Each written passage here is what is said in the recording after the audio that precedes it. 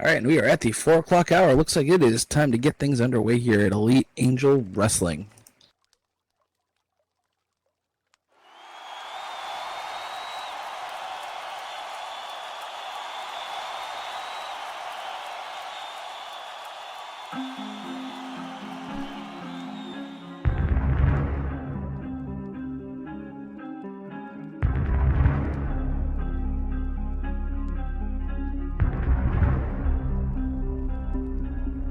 I've seen hell rise out of your eyes, creep up a night to your demise. You gotta fight, I gotta fight. Been thinking that I need isolation. All this devastation, head needs renovation. Alright, if you had to choose, would you ever let me go?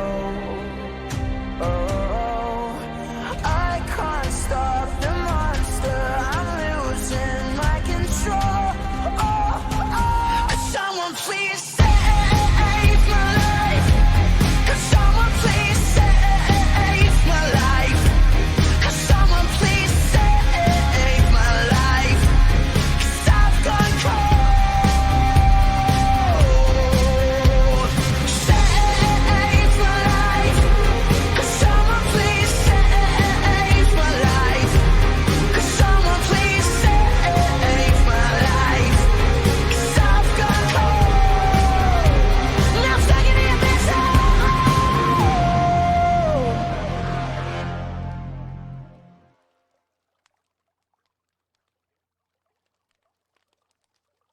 All right, and welcome everyone to Elite Angel Wrestling. I am, of course, your resident freak with a microphone, Maximus Blanks. And alongside me is nobody, well, except for, of course, our otherworldly referee here, Hiroshi. Yeah,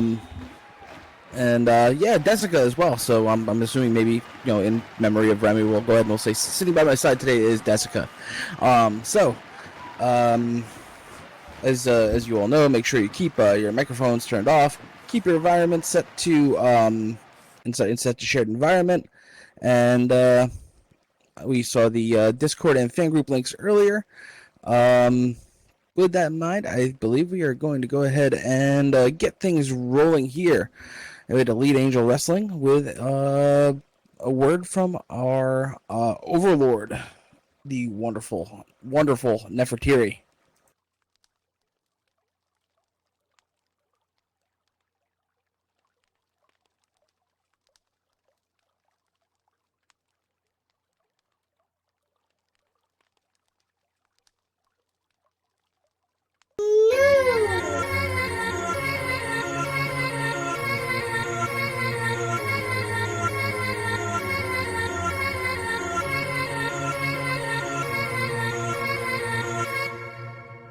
I knew you were gonna come to me. And here you are, but you better choose carefully. 'Cause I'm capable of anything, and everything. Make me your Aphrodite, make me your one and only. Don't make me your enemy, your enemy, your enemy. So you wanna play with magic? Boy, you should know what you're falling for. Baby, do you dare to do this? 'Cause I'm coming at you like a dark horse. Are you ready for a perfect storm, perfect storm? 'Cause what's your mind, There's no going back.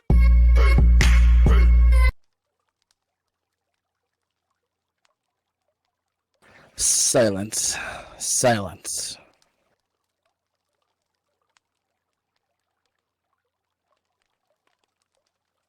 Your prayers continue to reach me, but I am pleased to see that after last week's demonstration, fewer of you require my attention.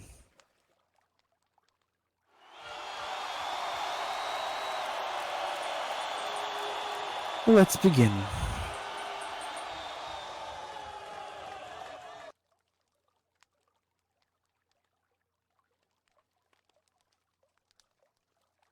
Esme prays for Jimmy Roberts to get a bigger mustache.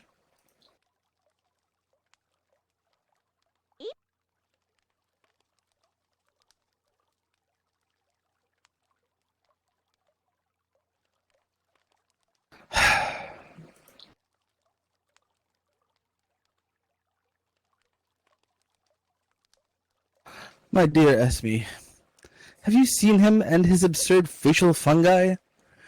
What would you have me do? Afflict him with a Fu Manchu? Expand it to a mustache mutton chop combination madness?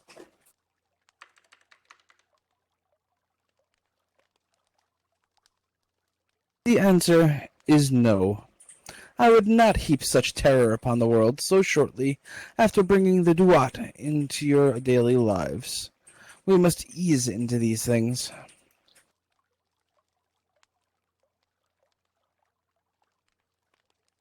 Now, let's see.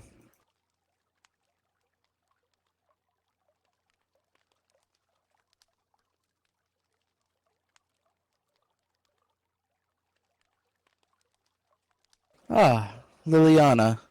Still clinging to hope that the life she knew would return, she earnestly prays for Anne-Lena to have a rematch for the title.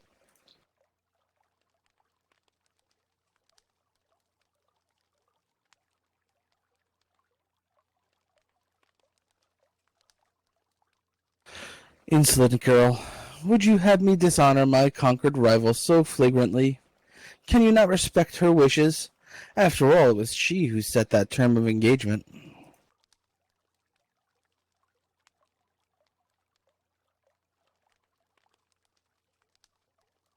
The sooner you accept your new reality and my reign, the better.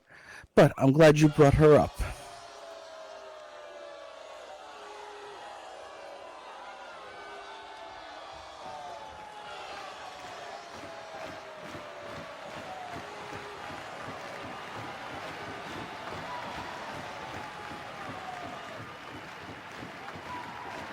You see, last week, an attempt was made on my throne by scheming dissidents. After all, the provision I've made for them, the generosities I've granted, and the immunity from being hunted.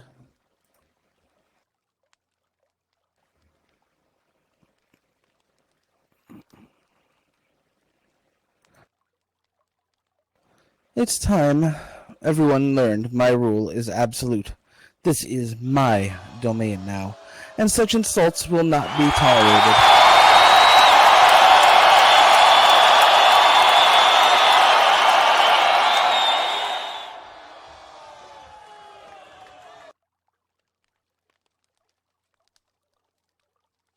For her part in the plot, Anne-Lena will face a handicap in tonight's match.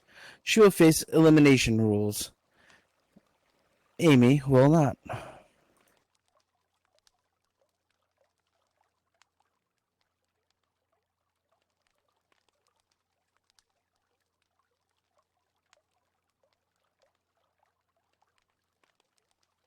Watch and learn, denizens of the New World.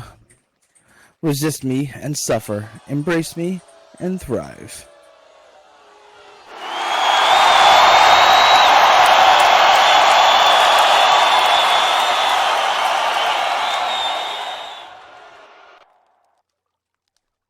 So big development there from Nefretiri, who is looking to clearly stack the odds against Anne-Lena is in punishment for what went down last week.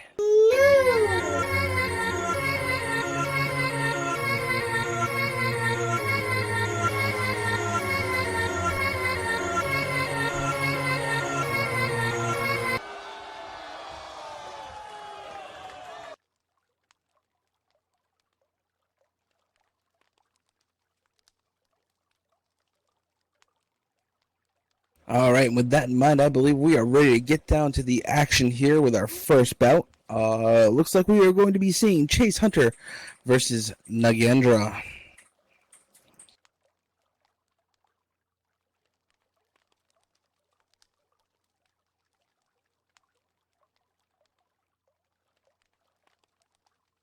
Okay, so while we wait for that, of course, let me give you a little bit of details here. So obviously, Chase Hunter we're familiar with. He's been here a couple times. A little bit full of himself, but we're actually going to be seeing a newcomer today in the form of Nagendra, I believe. It's their first match in the company, and they're going to be hailing all the way out from India. So we have another person from some remote distances. Our records don't have much on her, so they didn't get to do much research. But it's not really surprising considering what information can freely travel these days. But we'll get into some further details of that here in a few. Now, we have to see which of these two will be able to kind of acclimate themselves better to the recent changes in our environments, in our arena, and just our setting in general as well. And naturally, of course, Hiroshi, you seem to be adapting pretty well. Is it helping with your ease in transition into the duat here? All this new form and everything? Yes, not having to sneak around like some sort of criminal is very helpful. Yeah, that's true. I mean, I look a little bit weird enough that I can kind of get away with not having to have the tentacles, but it works. And it looks like I think we are good to go as far as our next match. So here we go.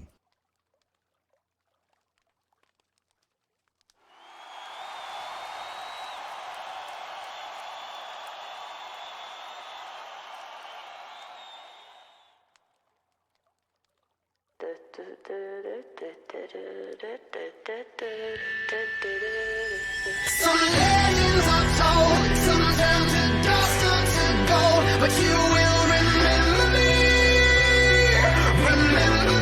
for centuries. Just one mistake is all it will take. We'll go down in history. Remember me for centuries.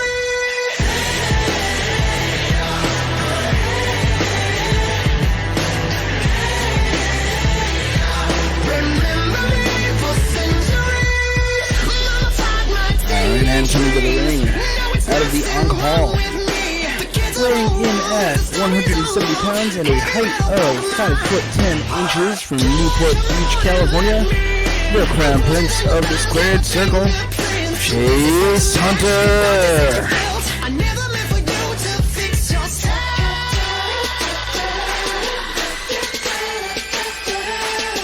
Some legends are told, some turn to dust or to gold, but you will remember me for centuries. Just one mistake is all it will take. We'll go down in history. Remember me for centuries.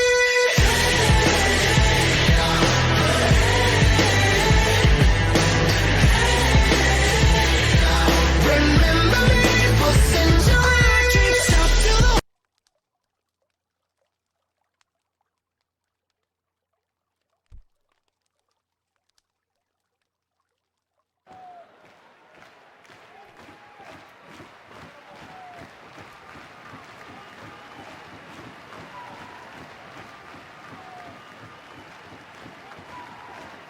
Om Namah Shivaya.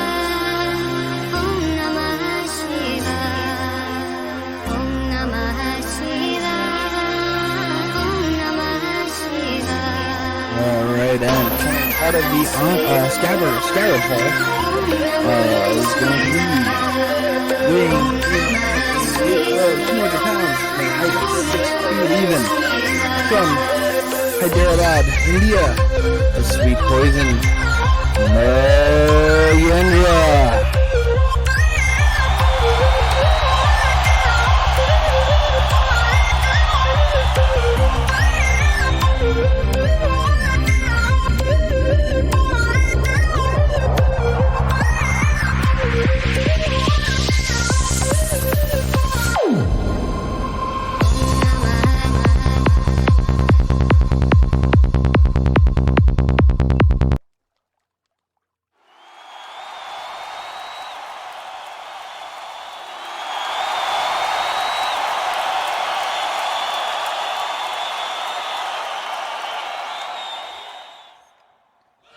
Are you kidding me?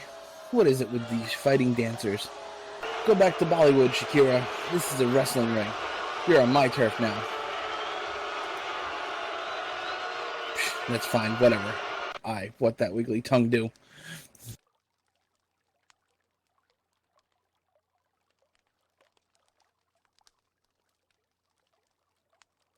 Alright, and referee Hiroshi gives them the all clear, and they square off with, looks like they get into a tie-up right away here.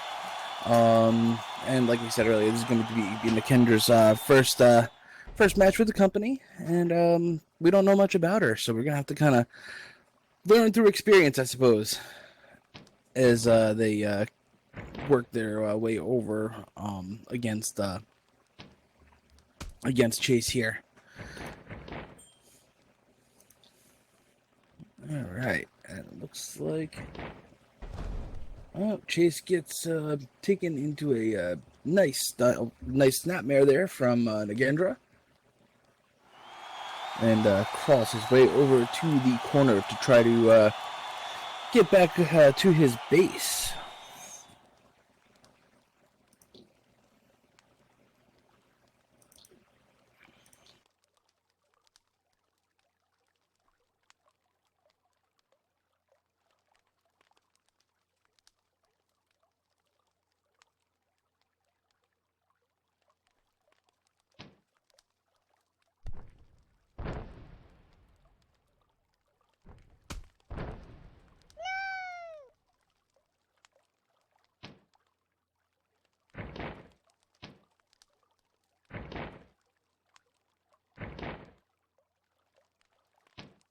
All right, it looks like Chase is back up here and gets Nagendra over into the corner and nails them with a running knee in the corner. And Chase, of course, staying on top of them there with several stomps, which Hiroshi floats over to keep an eye on. Looks like Chase has Nagendra by their foot here. Let's see what they're going to go ahead and have in store for them next.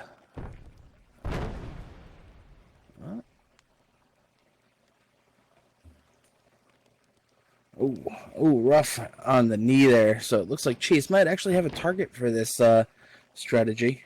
Elbowing a knee and then going for the pinfall. 1, 2, and just the 2.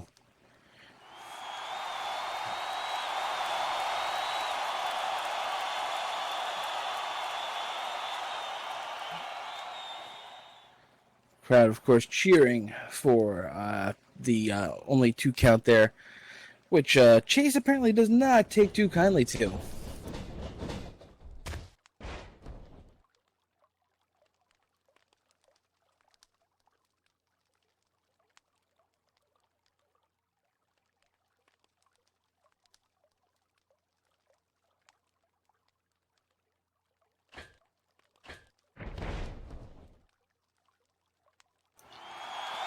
And Chase gets up and goes for their one of their signature moves there, the majestic. And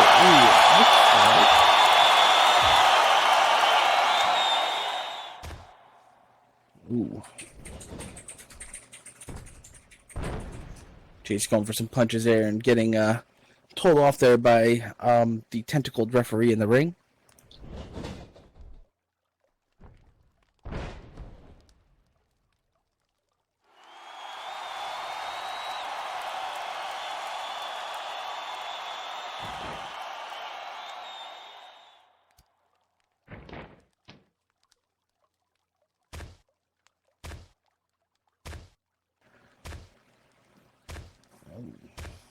Looks like Chase is on the receiving end of some elbows there.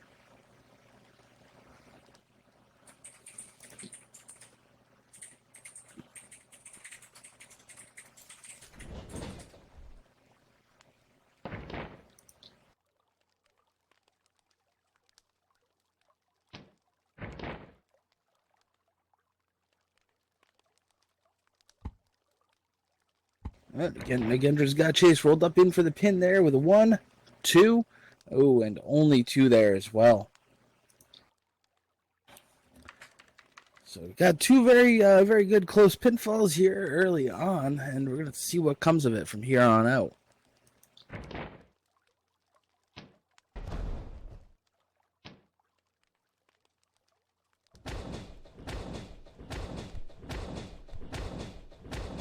Chase throwing some very clear punches there, working Nagendra over towards the ropes, and Irish whipping them over onto the other side. We'll have to see what happens here.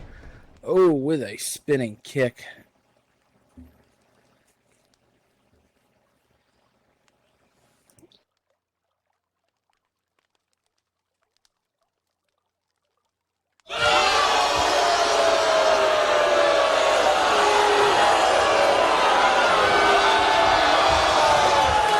Chase asking for some cheers and not receiving many, which of course they kind of just brush off nonchalantly.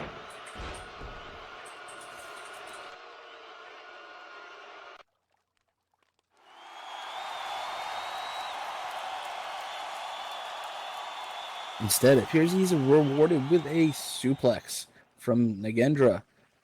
And it looks like they had them in a rear kneeling sleeper. So let's see if they can get Chase to tap out here. Or, you know, pass out.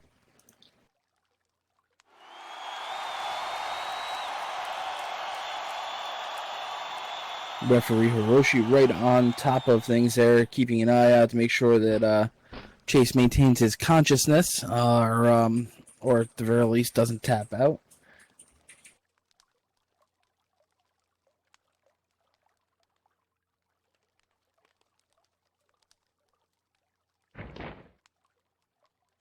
And Chase manages to work his way out of that sleeper hold.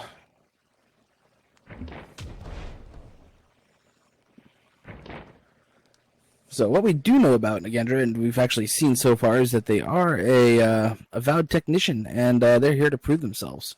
And they're doing a pretty solid job of it right now so far as well. It seems like the management of EAW has seen fit to give her a chance to try her methods against the self-proclaimed Prince of the Squared Circle, if not for his attitude, then trying to live up to his father's legacy. But I don't know if things are working out too well for them right now, as they whip Nagendra into the ropes. And they've kind of been pretty evenly matched, despite wrenching back on Nagendra's neck, using the ropes for leverage.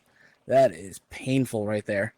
But yeah, so like I was saying, they mostly so far they've been pretty evenly matched, and we'll have to see if Nagendra can kind of get back in control here to further prove themselves in their first outing here in EAW.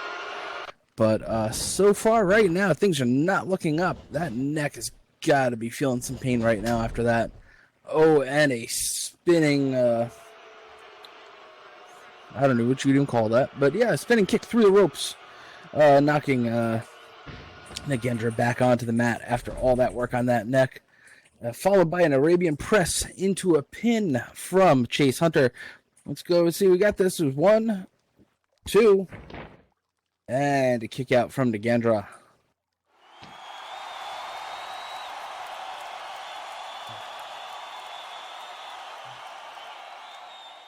Yeah, so it's kind of interesting, though. You think about the fact that management saw fit to give this new competitor a chance to prove themselves. But apparently we still actually have management here at EAW, despite the turning of the times. And, spinning cartwheel elbow to Chase, but I believe that did not connect.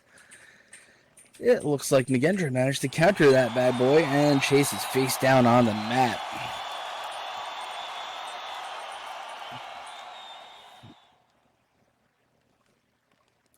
Now we'll have to see if Nagendra can capitalize on that.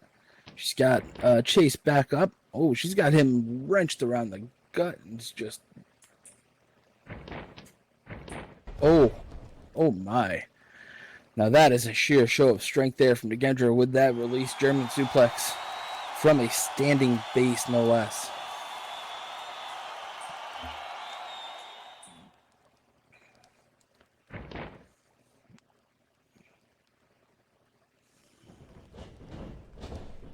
It looks like she's got Chase back up into the ropes and gives him a single knee face buster, sending him right back down.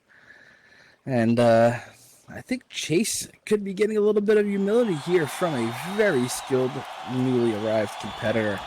Then again, it is Chase, so, you know, the smugness and the ego will likely still be there regardless of the outcome of this bout.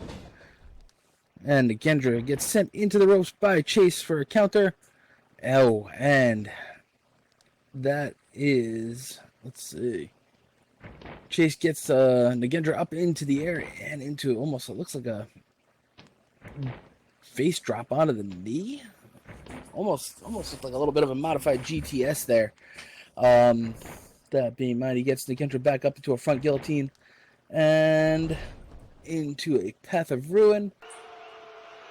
And fisherman suplex. Looks like he's got him in. 1, 2. And only a 2 count there. And Nagendra manages to kick out, showing some very serious resilience.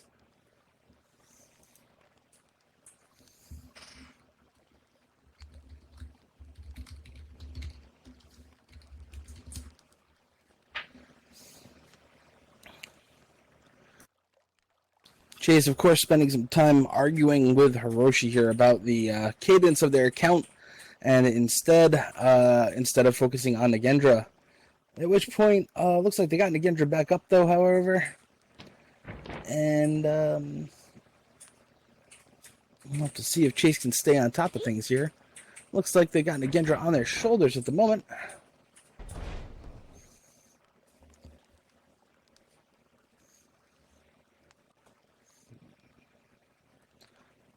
Oh, it looks like Nagendra was able to counter that Chase and Nagendra both down on the mat at this time.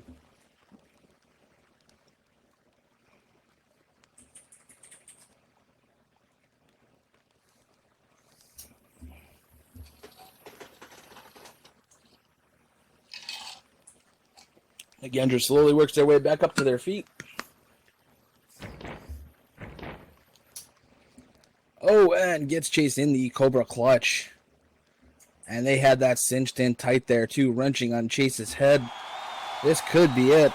Let's see if Chase can actually find his way out of this one, but that is a very difficult move to break your way out of, because it latches onto your arm and your neck and just cuts off that air and wrenches hard. Let's see if Chase can... Oh, Chase Hunter is tapped out to the Cobra Clutch, giving the newcomer Nagendra their very first victory. And here is your winner, Nagendra.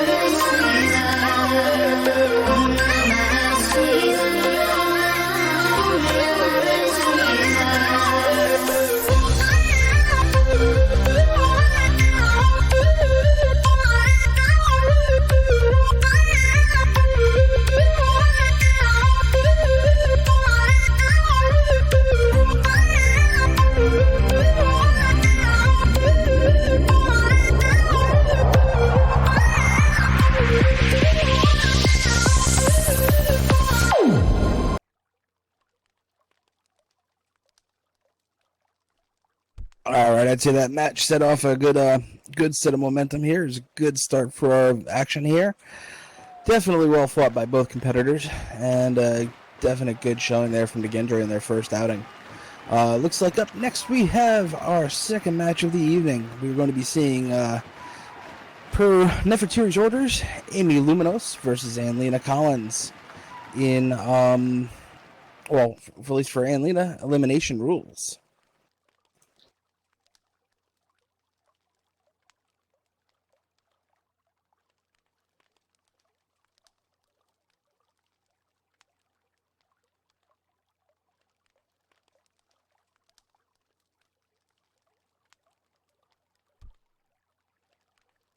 반kai 加点胸骨から松真珠 All Alright, and coming out of the Star Ball at a height of 5 foot 7 inches, weighing in at 143 pounds from Kyoto, Japan, the Shining Dragon, Luminos.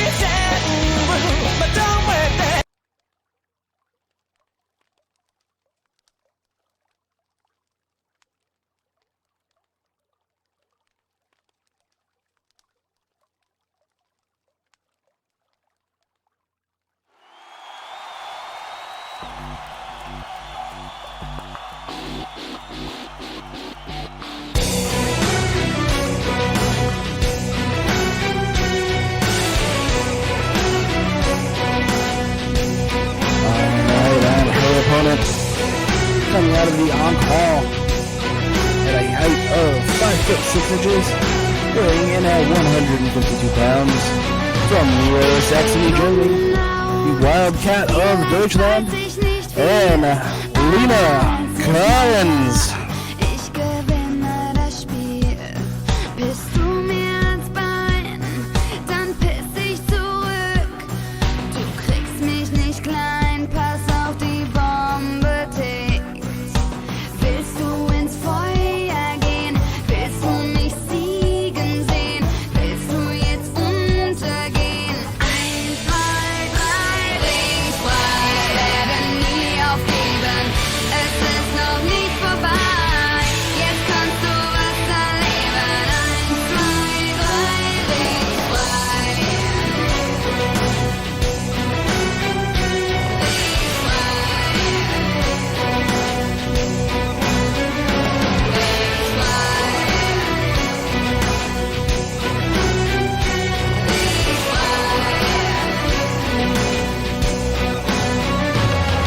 Du glaubst, du gewinnst, weil du zu eitel bist. Doch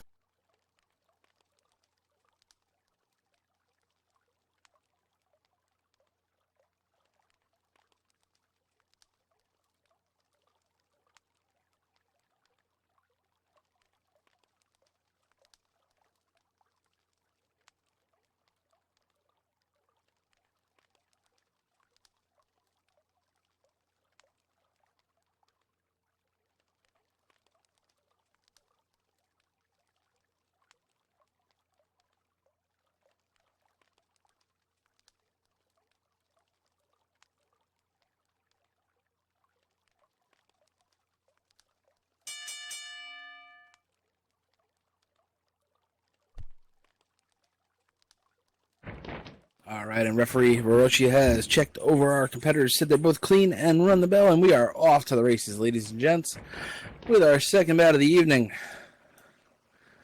So it looks like this is going to be, as we said, a handicap match dictated by Nefretiri. Standard rules apply to Amie, but elimination rules apply to Anne-Lena. This means that if she goes over the top rope and both feet touch the ground, she will lose. So she's going to have to be very cognizant of where she is in that ring, and be careful not to get thrown over that top rope to face elimination and a loss in this bout. With that in mind, it looks like Amie has gained the early upper hand here with a wrist lock and hip tossed Anne-Lena onto the mat. I expect that we're going to see a relatively clean but hard-fought fight between these two, given their penchant for a fair fight and their respective codes of honor and dignity.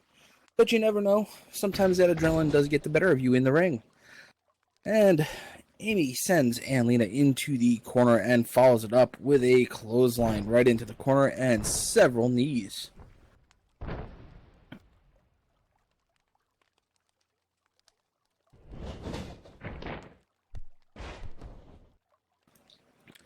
And once she has finished those knees, she has actually followed that up as well with a monkey flip, sending Anne-Lena onto her back in the middle of the ring. And taking a minute to get pad through as well. And perhaps amp herself up a little bit as she pulls Anne-Lena back up to her feet and locks her back up into another tie-up.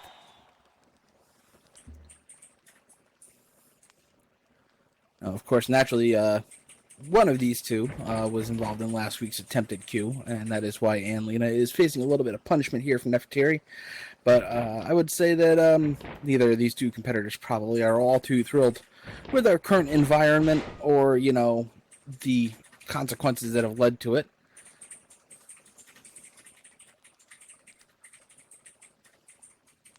Oh, and Anne-Lena manages to get Amie with a Russian leg sweep there. And Anne-Lena is the first back up to her feet and has regained control of this match. She's got Amie up to her feet now as well. Standing behind her. And, release Tiger Suplex. Sending Amie back down to the mat onto that head. All the pressure and impact of that move puts it right on square on your shoulders, neck, and head. It is not a fun feeling to have your head hit the mat with that kind of leverage and momentum. And it looks like Anne-Lena has Amie back up to her feet again here, giving her a little bit of a shove and an old school punch right to the mush. Surprised Hiroshi did not get on top of them for that one, but, you know, I guess maybe the fist was not entirely closed.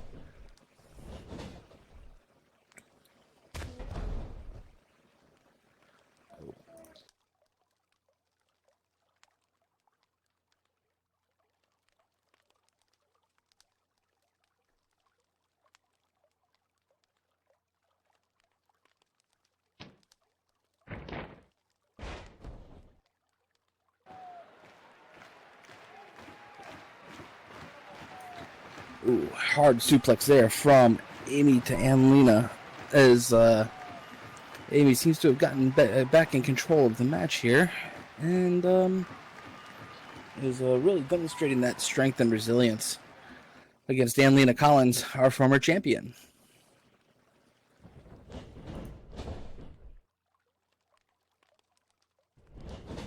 And she whips Anne-Lena into the ropes, hits the other side of the ropes herself, rolls under an attempted clothesline, and comes back at Anne-Lena and shoulder blocks her down to the mat.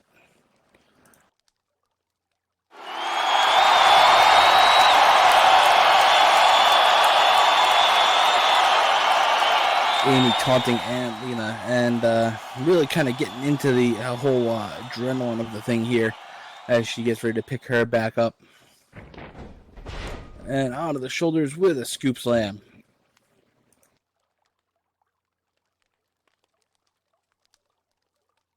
And she pins Anne-Lena for the only one count. Not surprising there, as Anne-Lena has proved to herself to be one of the most resilient competitors in Elite Angel Wrestling up to this point. And it does take a lot to keep her down for a 3 count.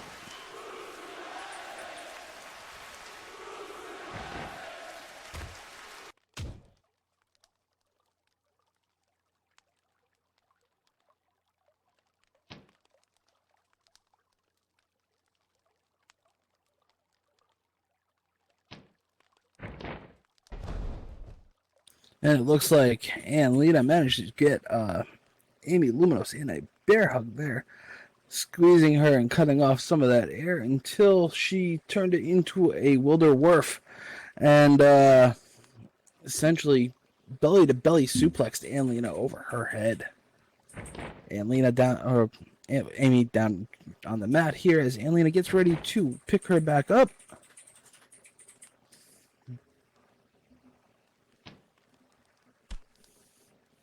and gets a very well-placed strike onto the back.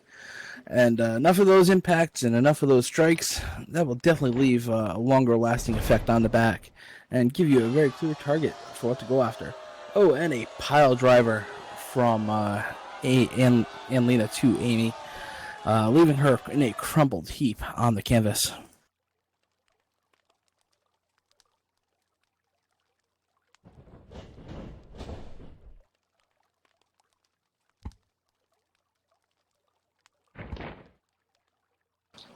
Anne-Lena goes for the pin, and we get another 1 count. So we're even on 1 counts here from both competitors,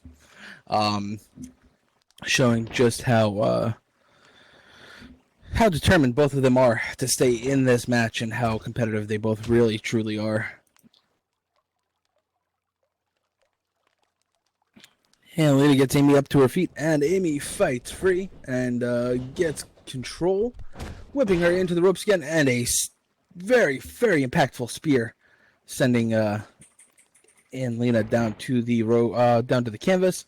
Oh, and locks her into a dragon soul in the middle of the ring. Anne-Lena is going to have to really dig deep if she wants to try to get to the ropes to break this hold. Hiroshi right on top of the action, keeping an eye on things, seeing if our competitor wants to tap out.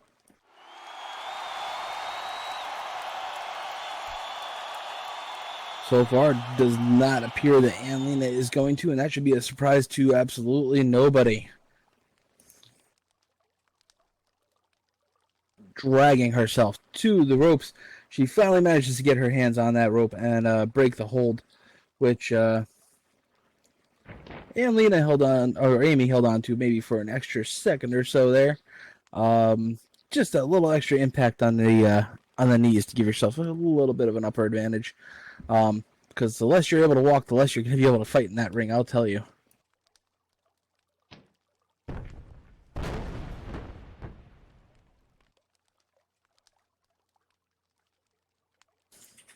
And Amie wasting no time to get right back down to business, however, as she delivers a fierce sidewalk slam to Anne-Lena, sending it right back down onto the canvas.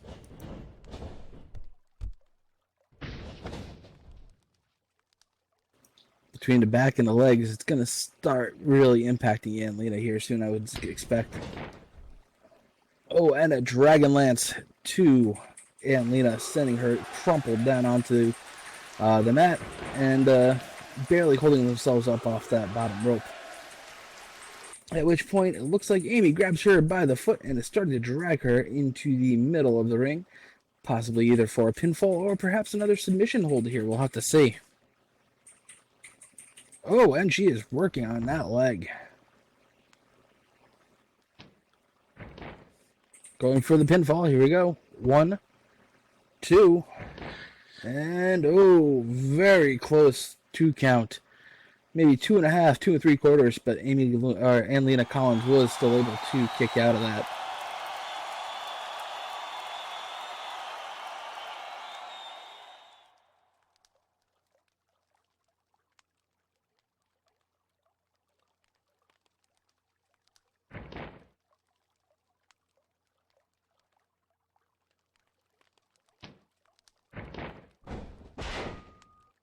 And Amie has Anne-Lena back up and delivers a power bomb.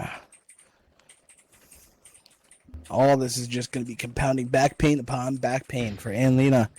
And she might need a little bit of a trainer's visit after this bout's over if this continues. Amie going up to that top rope. Let's see what she's got planned here. This could be it. With a flying splash, and she connects. 1, 2, and kick out. Anne-Lena is still staying in this match despite the absolute impact of powerbomb, flying splash, sidewalk slams, and a dragon lance, and all sorts of other things really showing an impact on her body at the moment, but determined not to give up. You gotta wonder if at this point those kickouts are even more instinctual than planned or or strategic.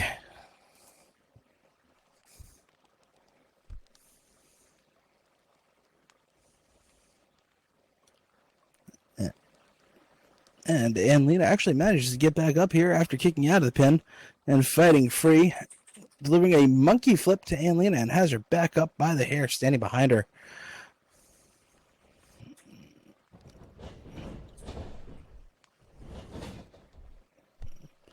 Sending Amie into the ropes. And, ooh, tilt-a-whirl backbreaker delivered to Amie Luminos from Anne-Lena Collins. And, of course, naturally going in for the pinfall. 1, 2, and no. Oh, 3. All right. So, actually, it looks like we might have a victor here. I fully expected Amie Luminos to kick out after that, but oh my goodness. What a great hard-fought battle between those two.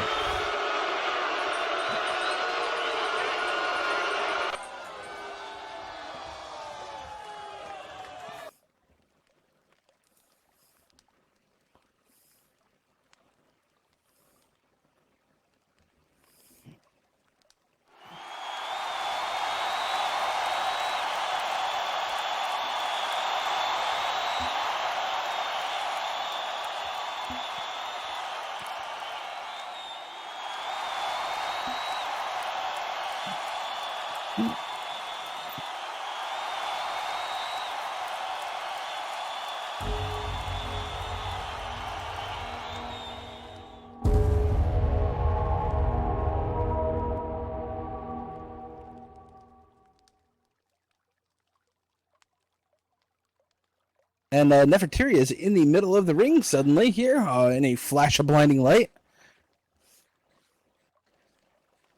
I don't think Nefretiri is pleased with the outcome here. Well now, that's hardly an enjoyable finish, is it?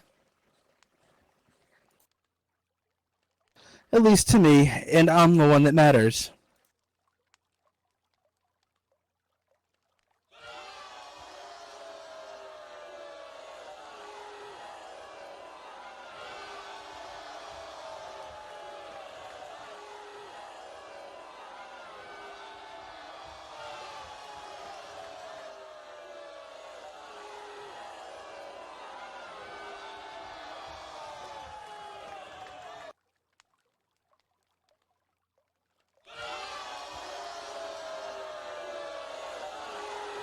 Do you not crave more? Do you not feel Amie should continue fighting?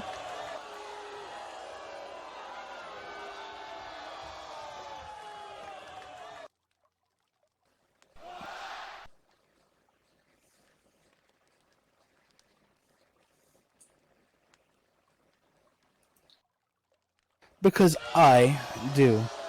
And for those of you who doubt my authority here, let me make this clear.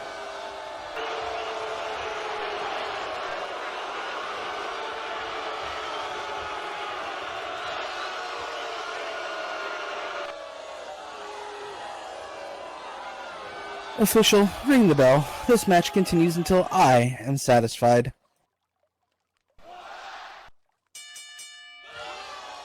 Alright, so apparently the match is not over. Okay. Living by the seat of our pants here in EAW, as always, if you're at least wearing pants.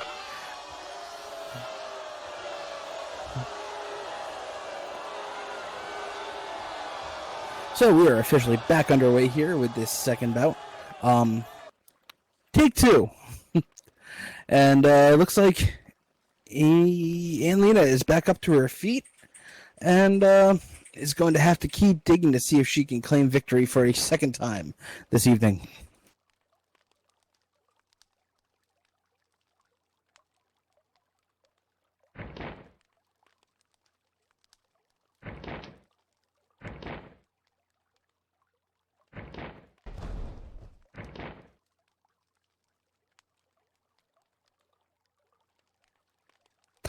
So it looks like Anne-Lena has has Amie in locked up in a hold here, wrenching on their body, and hoping to continue to gain a victory here again. But looks like Amie fights her way back to her base, and they are back locked up in a hold.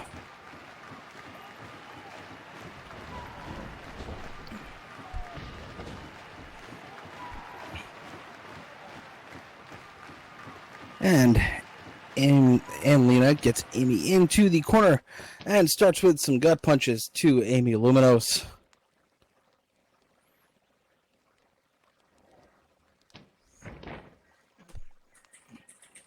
Following that up with a big toss, sending Amie Luminos through the air to the center of the ring.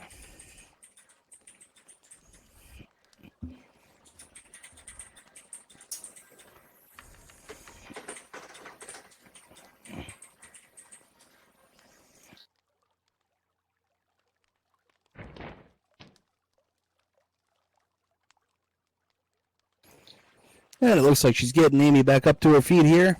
Let's see what Anne-Lena has planned to follow up with next. As she goes for another Irish whip, sending her into the ropes. At which point, Amie turns things around and hits her with a second Dragon Lance for the course of this match. Going for the pinfall directly afterwards, trying to capitalize on that. 1, 2, and no, kicked out.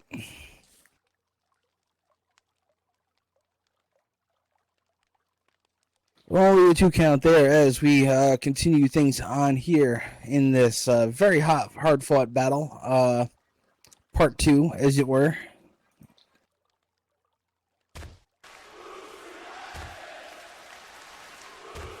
Amie just pummeling Anne-Lena with the strikes here and sending her for her own trip into the corner, at which point she is slumped over those ropes.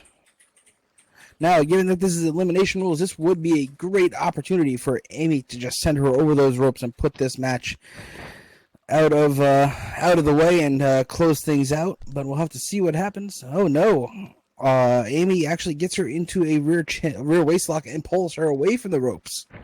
Okay, and hits her with the ripcord and V trigger on the button.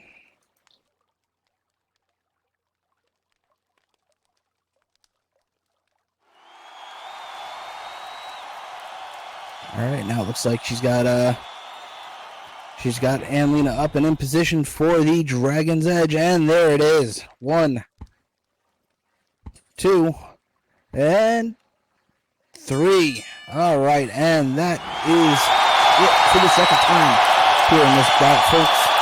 And that is going to be our match here, I believe, so long as we get the okay from Nefretiri. So here is your winner, the Shining Dragon, Amie Luminos. 胸骨から待つ真珠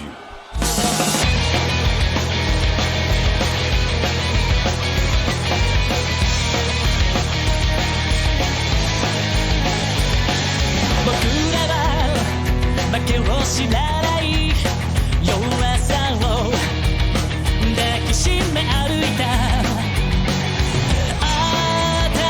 新しい牙で時代を刻め静かに静かに幕は切り落とし覚醒の夜明けに淡い炎を守りたいあなたに出会えるその日までは優秀なビオリン目の前の敵を愛しくて愛し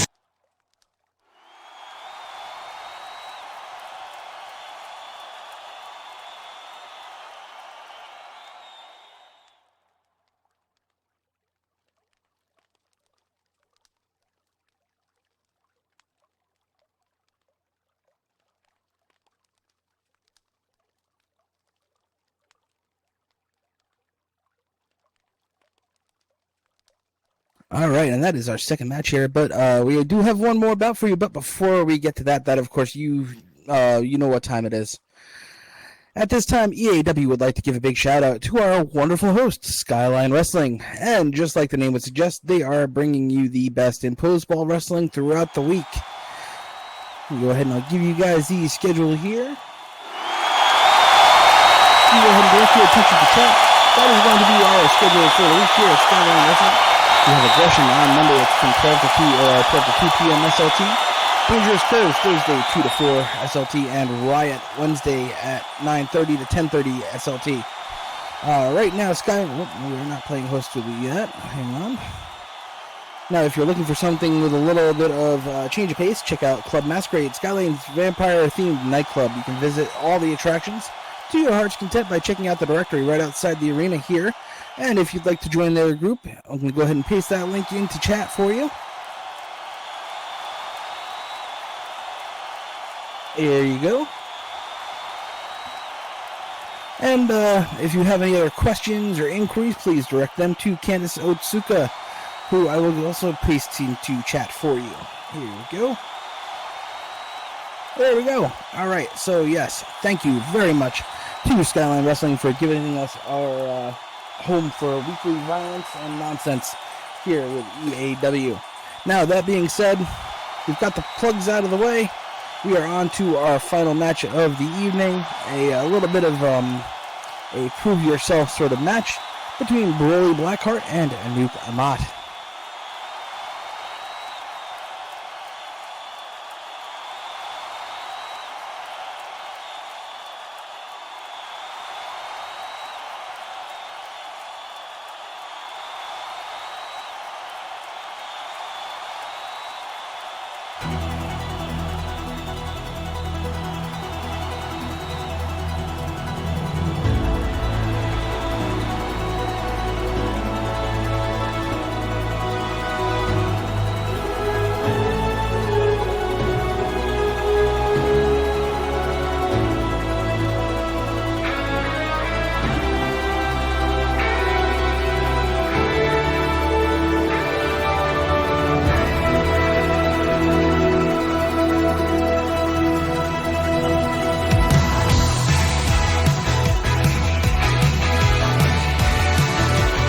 So first out, coming out of the on-call, coming in at a height of 6 foot 1 inches, weighing 220 pounds, from Rotterdam in the Netherlands, Broly Blackheart.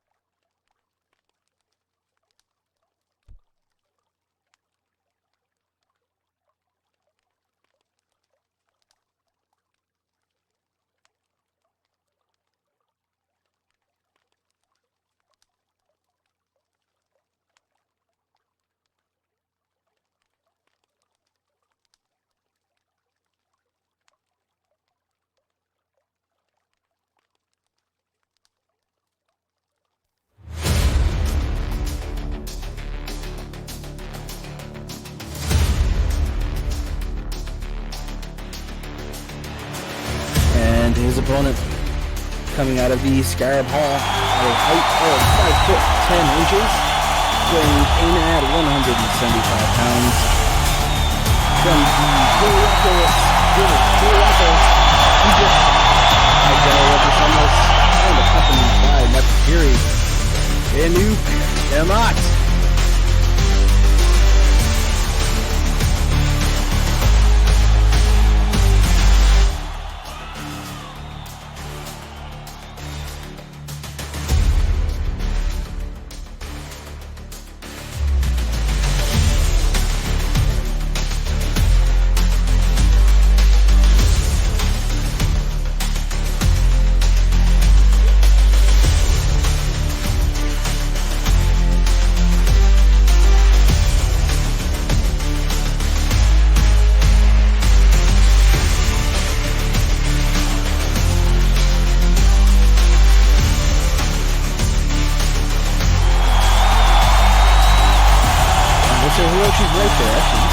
is kind of a bop.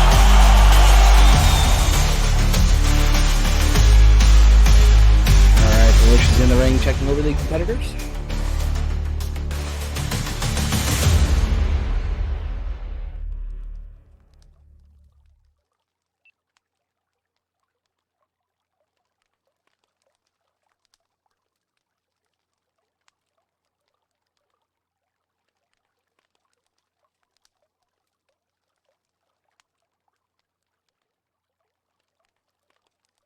And it looks like they're both clean, at least according to Hiroshi, and things should be getting underway here momentarily.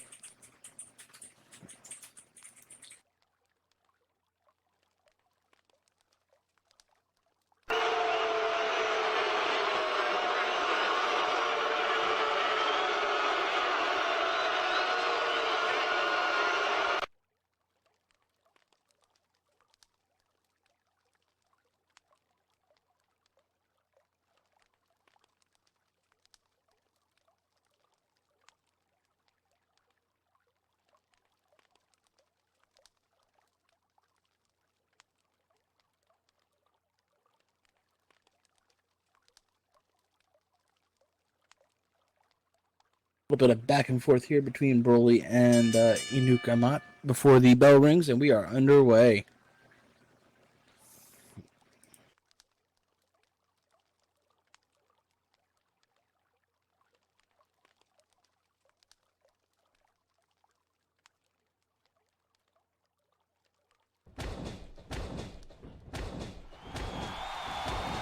And Broly wastes no time before starting to pummel Anuke-Emhat in the middle of the ring.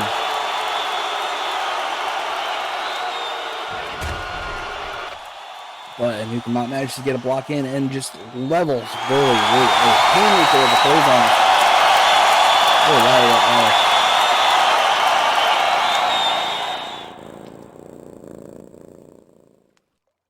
Anuke-Emhat picking Broly up and emphatically whipping Brody into the ropes and nailing them with a tilt-a-whirl backbreaker.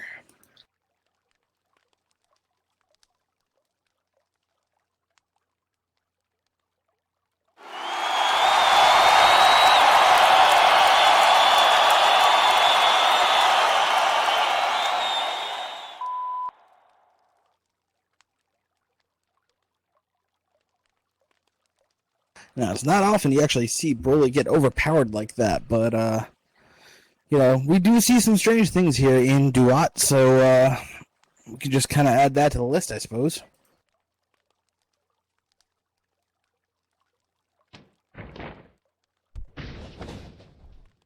The General just showing themselves to be a force to be reckoned with as they literally just toss Broly into the corner like a sack of potatoes.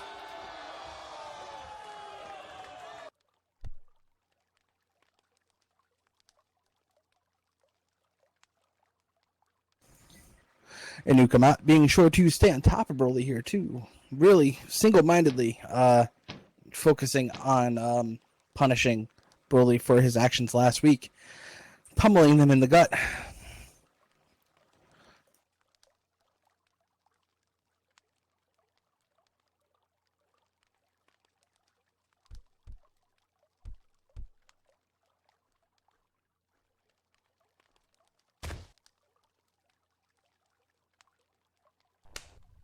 And the beating, of course, leads to Broly dropping his one F-bomb for the evening.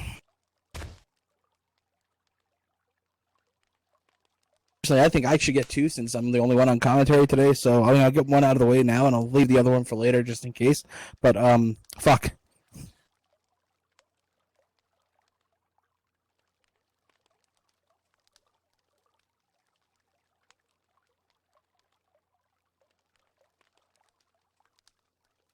The crowd single-mindedly is focusing on potato chips at the moment instead, however. As Broly finally manages to turn things around here after that initial beatdown, getting a drop kick off onto Anuke-Emhat as they were in the air and sending them down to the canvas.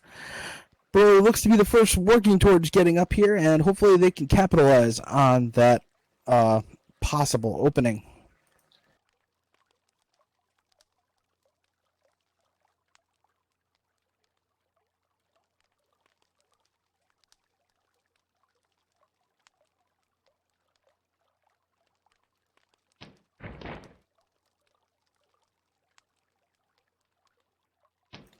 Broly's got Anuke-Emhat locked up here in several different kind of chain wrestling holds, making sure to keep that leverage and maintain that control over their competitor.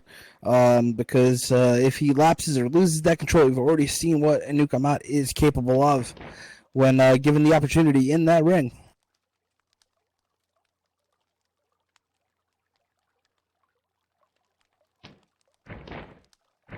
And let's not forget that we've got the queen herself, Nefretiri, on the outside observing the proceedings as a result of what happened last week, wanting to ensure that Broly is properly punished and chastised for their actions. So far, however, it looks to be that Broly is starting to hold their own here. Oh, I'm sorry, goddess, not queen, goddess.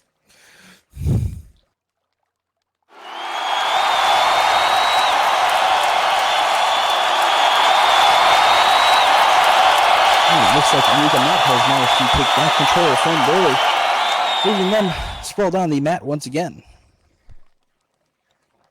Now, assuming Broly is capable of somehow turning things around here, he could possibly strike a blow at what appears to be a growing a blow for what appears to be a growing resistance against the goddess Nefretiri. However, it's going to take one heck of a turnaround here from the look of things, as Anuke-Emhat sends Broly back down to the mat once again.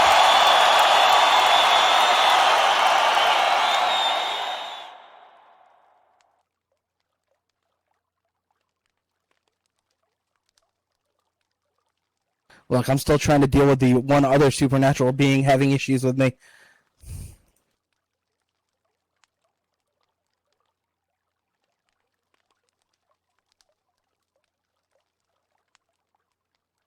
Anuke-Emhat has Broly locked up back there over by the far ropes, and we'll have to see if Broly can fight free here. Now, what we do know is that Anuke-Emhat is Nefretiri's High General and a member of her inner council, alongside a so far disturbingly unseen Odeon. Now that she's crossed over from the Duat into our world, thanks to Nefretiri bringing them together. So yeah, 1, 2, and up, just a 2 count there. Broly getting up. Oh, nope, not Broly. Sorry, Anuke-Emhat is getting up. But yeah, so basically it looks like Anuke-Emhat is an immortal and extremely powerful. We don't need the background story to really tell us that much after we've seen what they've done to Broly so far. And they are a militant zealot with in service of a goddess. So yeah, I'd say that's a pretty formidable profile to have. Broly managing to fight himself free here and get towards hopefully fighting back up to the advantage, at least for their case sake.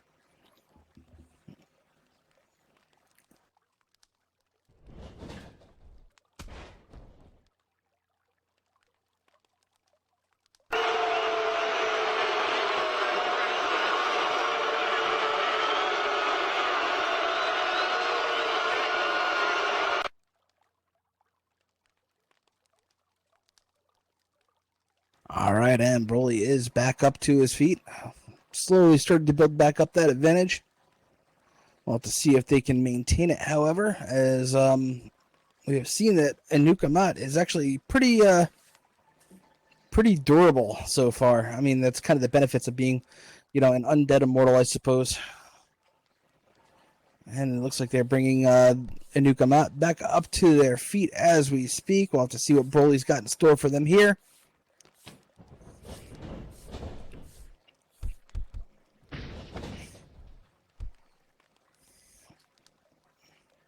And it looks like they whipped them into the corner, and they're coming in for an attack. Oh, and a nice running drop kick in the corner to Anuke-Emhat from Broly Blackheart. Following it up with a second. And let's see if he's going to go to the wall one more time. Oh, and it connects for a third time. Hey, if it works, why not keep doing it? And 4. Do we dare go for 5? No, I don't think so, as Anuke-Emhat has crumpled down into the corner here.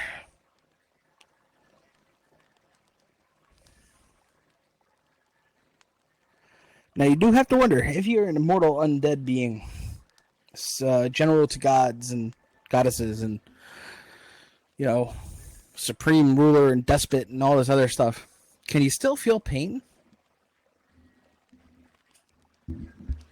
These are the things you think about when you're in the shower.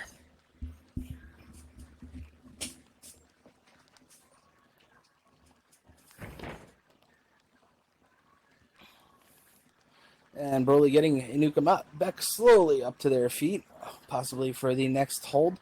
It is taking a little bit of time, however, so you want to make sure you stay on your opponent a little bit more than that, because otherwise you're giving them time to catch their breath, regain their bearings, and plan out some sort of form of retaliation for what you've done to them so far as well.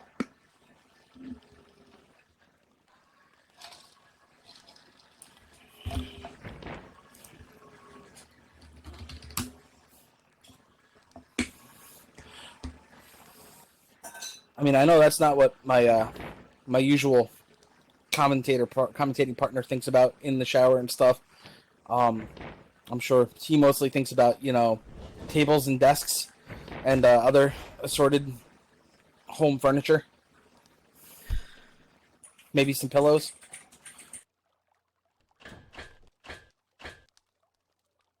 Oh, and it looks like the goddess is actually deigned to come have a seat over here with myself. As Broly climbs to the top rope to size up their opponent and hit them with a flying high kick, leaving Anuke-Emhat on their back. Let's see if Anuke-Emhat can actually fight back up and back to their advantage here. That is a very impactful move from Broly Blackheart there. Only a 1 count for that move. That just goes to show you the power and the resilience of the person in the ring there with Broly. So it is going to take a significant amount more to really keep them down if Broly has any hope of trying to claim victory in this match.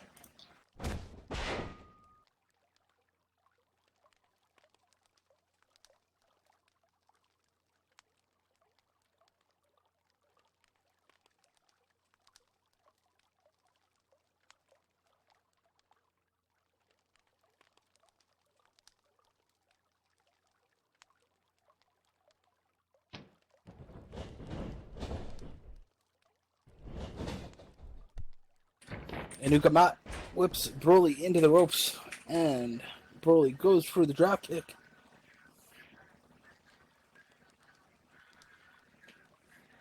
Which either missed or seemingly had no effect on the general.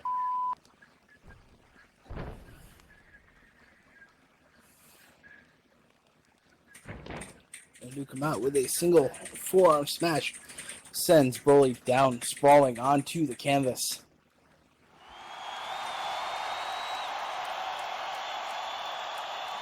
It should really tell you just how much this competitor has. A single forearm smash, sending them down to the ring, and leaving them in a heap. Yet Broly manages to fight free once again, so we'll have to see. I mean, Broly obviously is determined here, but I don't know if it's going to be too much for him to handle or not.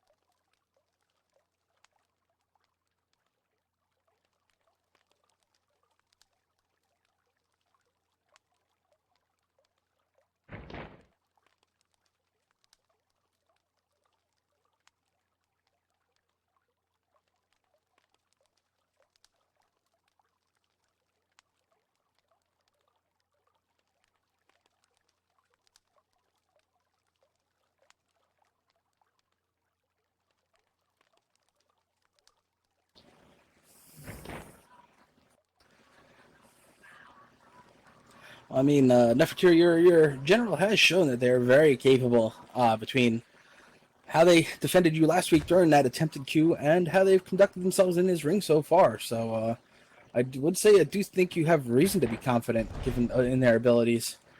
Also, given that double arm suplex just now, I would say that's also a very good reason why. So, yeah.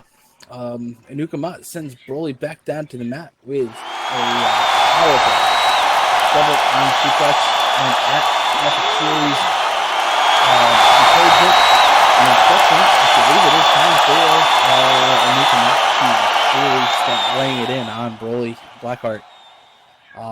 We could be nearing the end here for him because I believe Nefretiri has kind of felt things have run their course.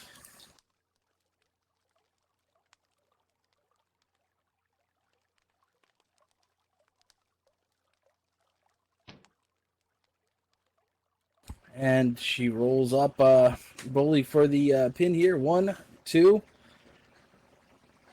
And just a 2 count here.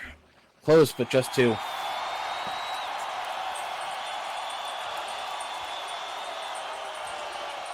fact which some people in this audience are not too thrilled with. I'm guessing that must be some of the sameness. Because there are definitely some people pulling for both ends of this, both sides of this bout.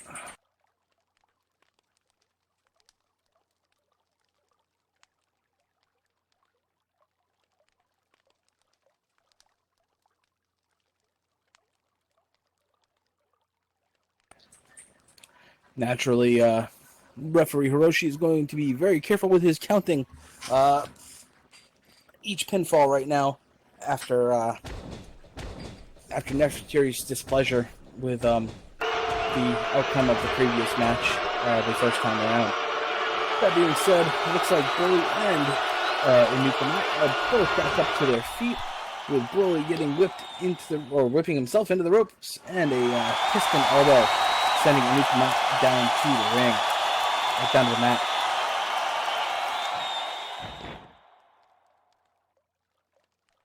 Broly attempts to go for the pin, and we got 1, 2, and Anuke-Emhat kicks out at 2 of the front of pinfall.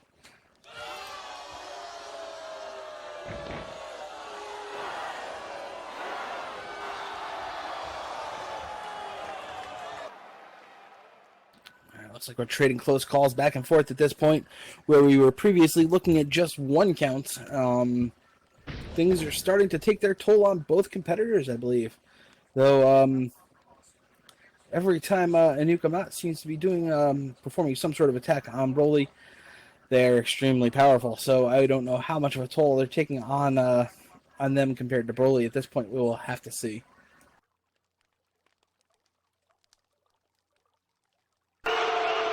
Broly taunting Anuke-Emhat by calling him an overgrown house cat. I don't know if that's going to be the most effective way to goad a undead general into combat or not.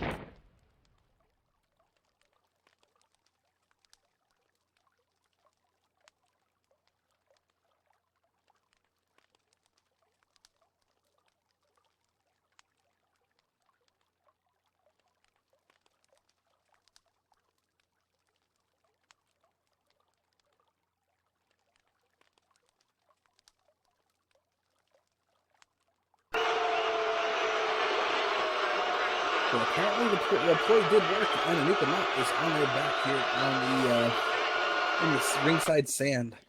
At which point Nefretiri is instructing Anuke-Emhat to get back onto their feet, and Anuke-Emhat quickly complies.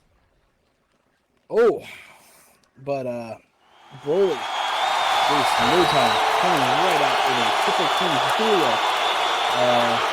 hero, coming over the top ropes without any aid from the ring itself, and somersaulting essentially onto their opponent, onto the sand.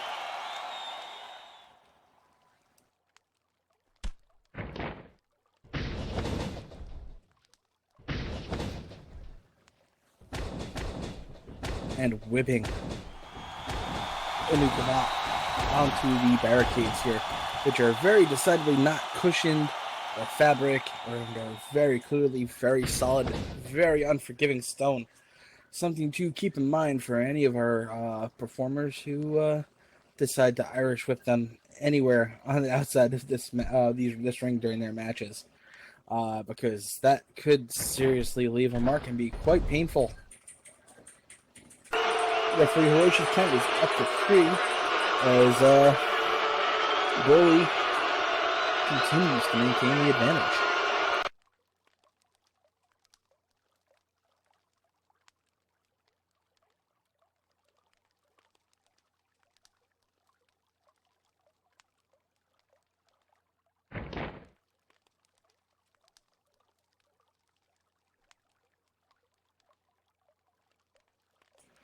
All right, count is up to 4 and 5.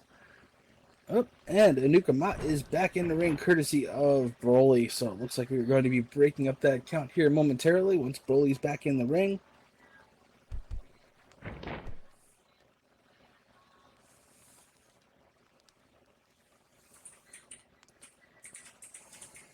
Broly's back in, looking to finish things off here.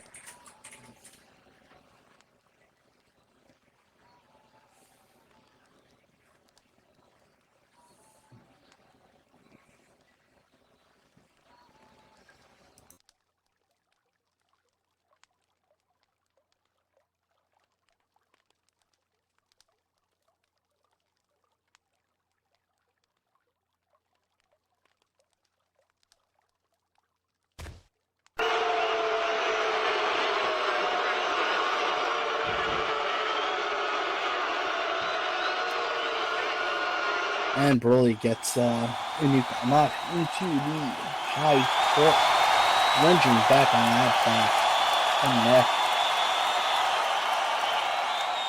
Look at the leverage that he's got on that.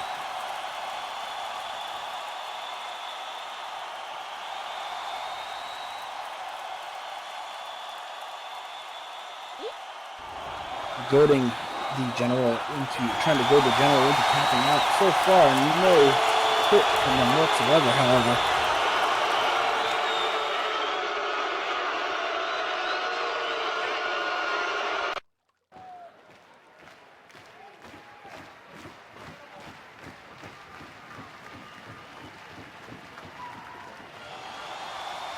Anuke-Emhat refusing to tap out as Nefretiri tries to goad them and urge them on from the outside.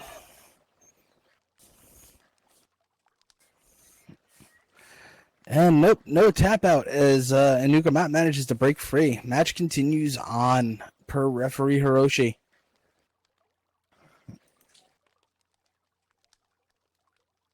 Broly clearly frustrated with that outcome as well. He was definitely hoping to finish the match on that on the back of that hold, and was sorely disappointed.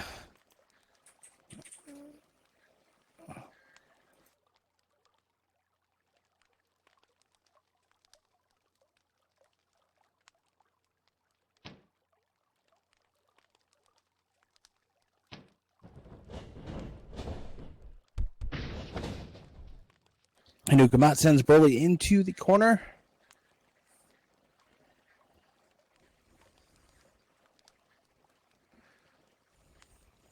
Measures his Broly up and nails Broly with a hard corner splash.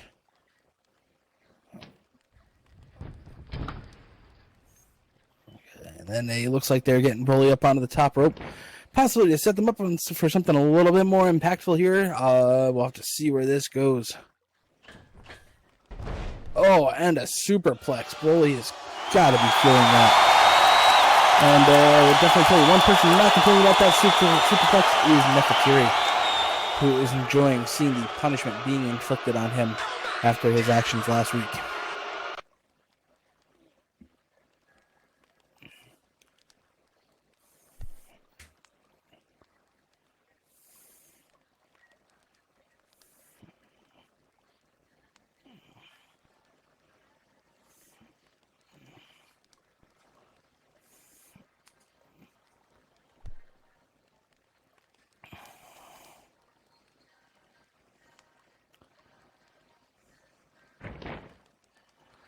And Anuke-Emhat's got Broly back up, setting him up possibly for a pile driver or a power bomb of some kind. We'll have to see where this goes. Oh, power bomb into like a modified neck or backbreaker there. Oh my goodness. That was painful. And you can tell Broly is feeling that from neck down and spine.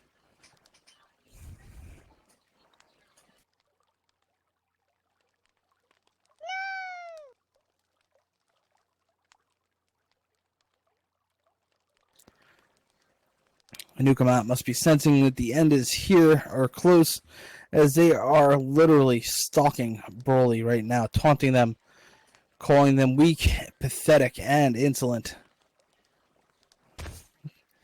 Broly using his second F-bomb of the night, flipping the bird at Anuke-Emhat and telling them to bugger off in less kindly terms.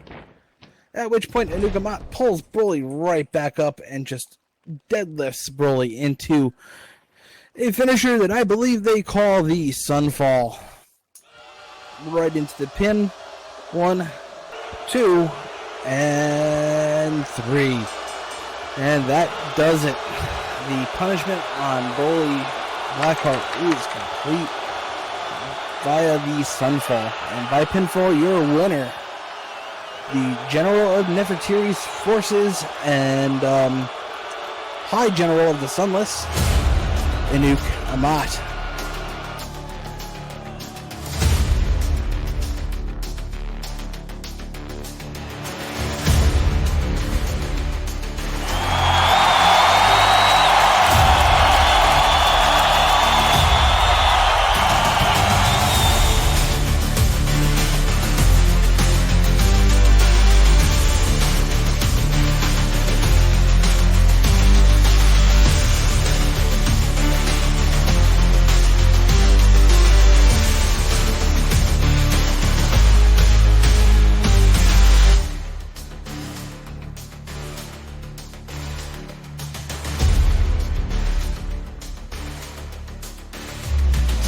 We got to see that Nefretiri's High General definitely get back up their claims there, and is definitely effective in meeting out punishment.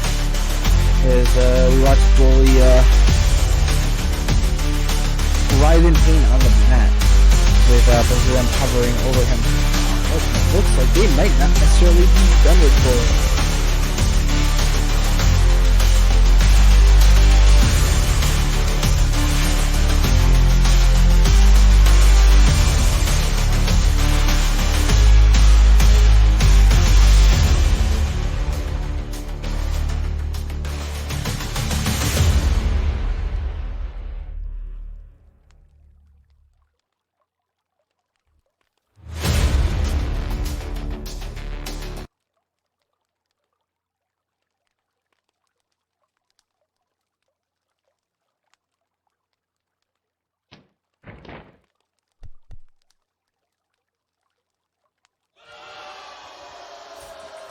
And literally just bodying Broly out of the ring to kind of add insult to injury here. So we'll have to see if Broly will be able to keep right here and drag themselves in the background, but it seems like this coup attempt for the time being has been somewhat squashed or at least warned.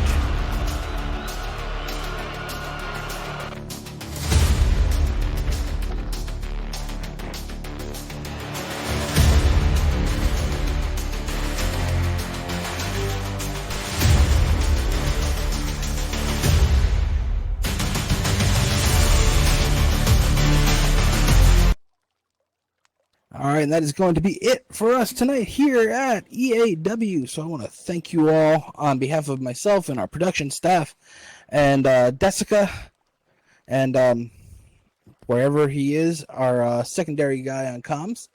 And I want to thank you all for listening and hanging out and dealing with my nonsense today. And we'll see you here again next week. Same time, same channel. Good fight. Good night.